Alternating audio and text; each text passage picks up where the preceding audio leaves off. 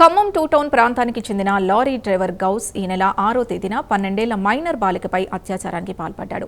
అనంతరం ఆమెను 3 అంతస్తుల భవనం నుండి కిందకు తోసేశాడు. తీవ్రంగా గాయపడిన బాలిక ఓ ప్రైవేట్ ఆసుపత్రిలో చికిత్స పొందుతోంది. పోలీసులు గౌస్పై పోక్సో కేసు నమోదు చేసి దర్యాప్తు చేస్తున్నారు. నేను మాట్లాడబోయేలో నన్ను వేసి కింద పడేసిందని చెప్పడం జరిగింది. మరి అతను ఆ అత్యాచారం చేసిందే కాక ఆత్మహత్యకు చనిపోయే విధంగా నెట్టేయటం అనేది దుర్మార్గం. మరి ఈ చిన్న పాపను 12 ఏళ్ల మహిళా రజక బిడ్డను ఈ విధంగా దుర్మార్గంగా వ్యవహరించిన వ్యక్తిని అతి కఠినంగా శిక్షించాలని చెప్పేసి కోరుతున్నాం. అదేవిధంగా వీరు నిరుపేద కుటుంబస్తులు కాబట్టి ప్రభుత్వం వెంటనే చర్యలు తీసుకొని ఈమెన పేరు ముదిగొండ రాంబాబు, భద్రాద్రి కొత్తగూడెం జిల్లా రజక వృత్తిదారుల సంఘం జిల్లా అధ్యక్షుడిని. ఈరోజు ఖమ్మం మమతా హాస్పిటల్కి రావడం జరిగింది.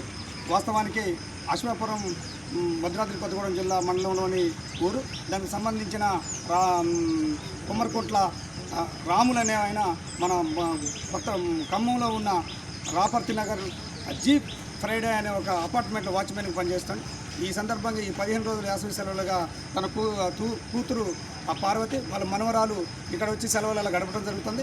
ఈ సందర్భంలోనే అదే అపార్ట్మెంట్లో యజమానిగా ఒక ఆయన ఉండటం జరిగింది. ఆయన ఈ అమ్మాయి మీద కోరిక తీర్చుకోవడం కోసం తప్పనిసరిగా దీన్ని ఎట్లయినా అనుభవించాలని ప్రయత్నం చేసి అమ్మాయి ఆటోగలుగుతనంలో ఉన్నప్పుడు ఆమెను అటాక్ చేసి 4వ అంతస్తు ఫ్లోర్కి తీసుకెళ్ళి అత్యాచారం చేసి అక్కడి నుంచి ఈ విషయం ఆడబయటపడిద్దా అని చెప్పేసి 4వ అంతస్తు నుంచి నెట్టేయటం జరిగింది.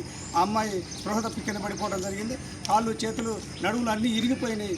6 గంటల శనివారం 6 గంటల సమయంలో తల్లిదండ్రులు నా కూతురు లేదని ఎదుగుతున్న సమయంలో కింద జరిగిన సంఘటన చూసి వెంటనే స్థానిక దగ్గరున్న హాస్పిటల్లో చూపించడం, అది మెరుగైన వైద్యం కోసం కుదరదని పక్క వాళ్ళు చెప్పడం వల్ల మళ్ళీ మన మమతా హాస్పిటల్లో తీసుకురావడం జరిగింది. మరి మమతా హాస్పిటల్లో కూడా వైద్యం నడుస్తుంది. నిన్న సాయంత్రానికి అమ్మాయికి స్పృహ వచ్చిన తర్వాత అసలు విషయం చెప్పింది. నాన్న నా మీద ఇట్లా పలానా అంకులు ఇట్లా చికాకు చేసిండు, దీనివల్ల నాకేం అర్థం కాల, నేను మాట్లాడబోయేలో